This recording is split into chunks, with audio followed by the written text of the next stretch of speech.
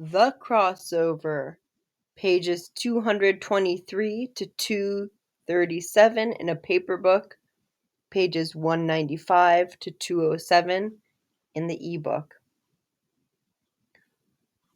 Overtime. Article number 2 in the Daily News, January 14th. Professional basketball player Charlie "Chuck" DeMann Bell collapsed in a game of one-on-one with his son Josh. After a complication, Bell died at St. Luke's Hospital from a massive heart attack. According to reports, Bell suffered from hypertension and had 3 fainting spells in the 4 months before his collapse. Autopsy results found Bell had a large, extensively scarred heart. Reports have surfaced that Bell refused to see a doctor. One of his former teammates stated, "He wasn't a big fan of doctors and hospitals, that's for sure." Earlier in his life, Bell chose to end his promising basketball career rather than have surgery on his knee. Known for his dazzling crossover, Chuck Bell was the captain of the Italian team that won back-to-back EuroLeague championships in the late 90s. He is survived by his wife, Dr. Crystal Stanley Bell, and his twin sons, Joshua and Jordan, who recently won their first county championship. Bell was 39.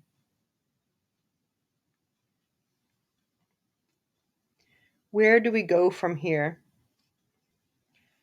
There are no coaches at funerals, no practice to get ready, no warm-ups.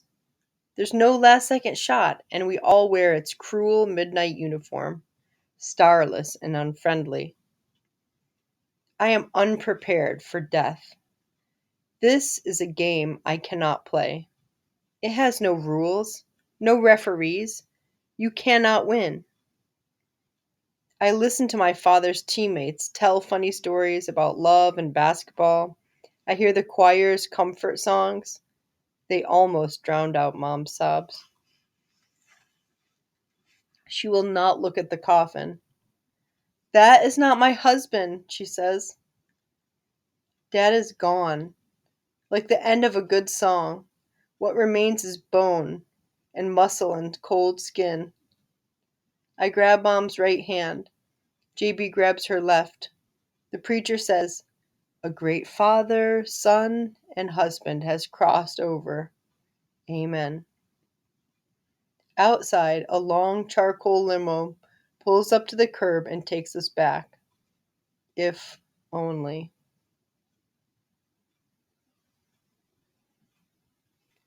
Starless. Starless, adjective.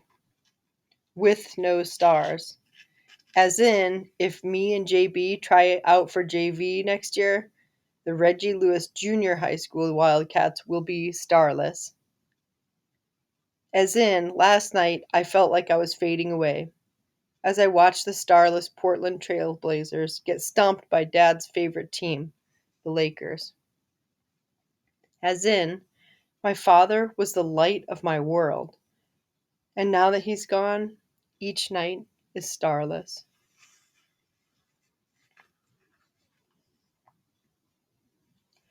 Basketball rule number 10. A loss is inevitable, like snow in winter. True champions learn to dance through the storm.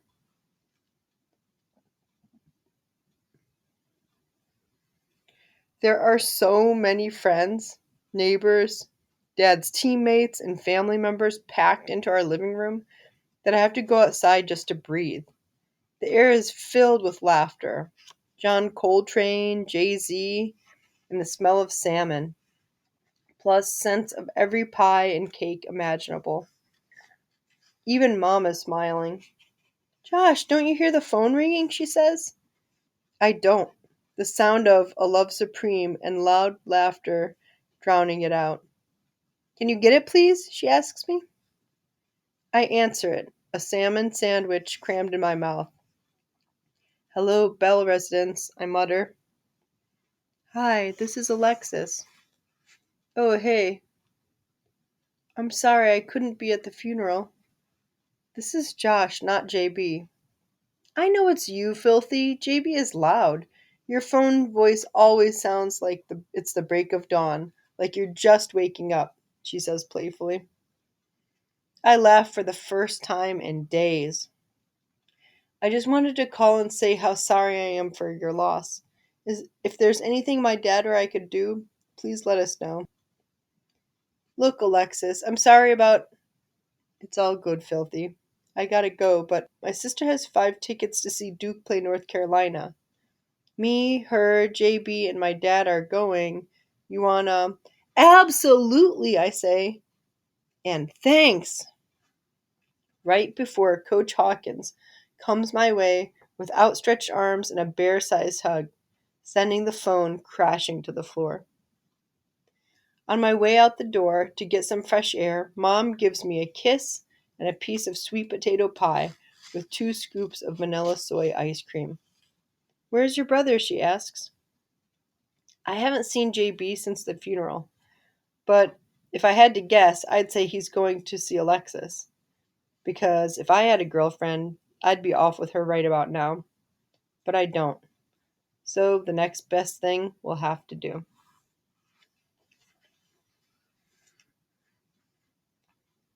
Free throws. It only takes me 4 mouthfuls to finish the dessert. I have to jump to get the ball. It's wedged between the rim and backboard. Evidence of JB trying and failing to dunk. I tap it out and dribble to the free throw line. Dad once made 50 free throws in a row. The most I ever made was 19. I grip the ball, plant my feet on the line, and shoot the first one. It goes in. I look around to see if anyone is watching. Nope, not anyone. The next 12 shots are good. I name them each a year in my life, a year with my father. By 27, I am making them with my eyes closed. The orange orb has wings, like there's an angel taking it to the hoop. On the 49th shot, I'm only slightly aware that I'm moments from 50. The only thing that really matters is that out here in the driveway, shooting free throws, I feel closer to Dad. You feel better? He asks. Dad, I say. I open my eyes, and there's my brother. I thought you were. Yeah, I know, he says. I'm good. You? I ask. He nods. Good game last week, he says. That crossover was wicked. Did you see the trophy? I ask. He nods again, still protecting his words from me. Did you talk to Dad before? He told us to stay out of his closet. Then he told me to give you this. You earned it, Filthy, he says. Sliding the ring on my finger, my heart leaps into my throat. Dad's championship ring.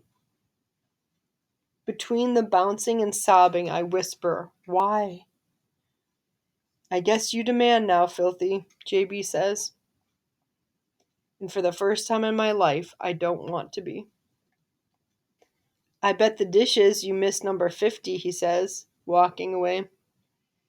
Where's he going? Hey, I shout, we demand. And when he turns around, I toss him the ball.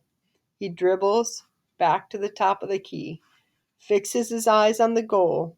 I watch the ball leave his hands like a bird up high, skating the sky, crossing over us.